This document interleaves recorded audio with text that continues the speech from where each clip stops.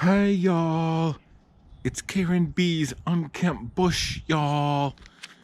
See, I have to say y'all because I moved down to the southeast where the rednecks are more likely to believe in flat earth.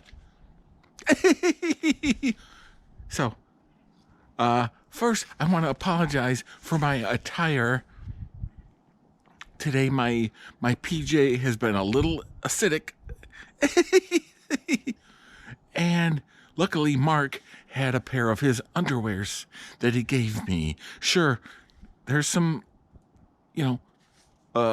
shit stains, but they're Mark's shit stains.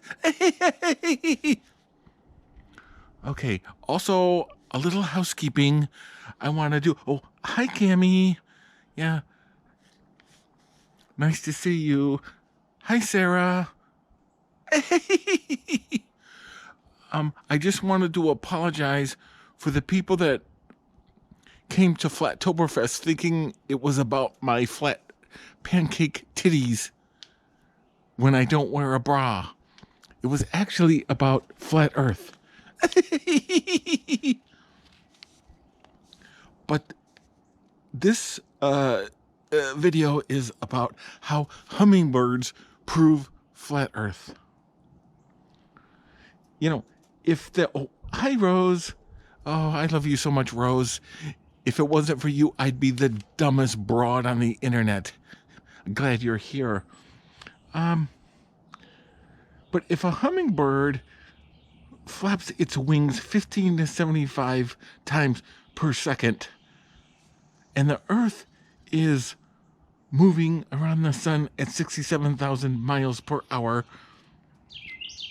and the solar system, if we're rotating around the solar system at around 500,000 miles per hour, that is a major violation of the first law of thermodynamics.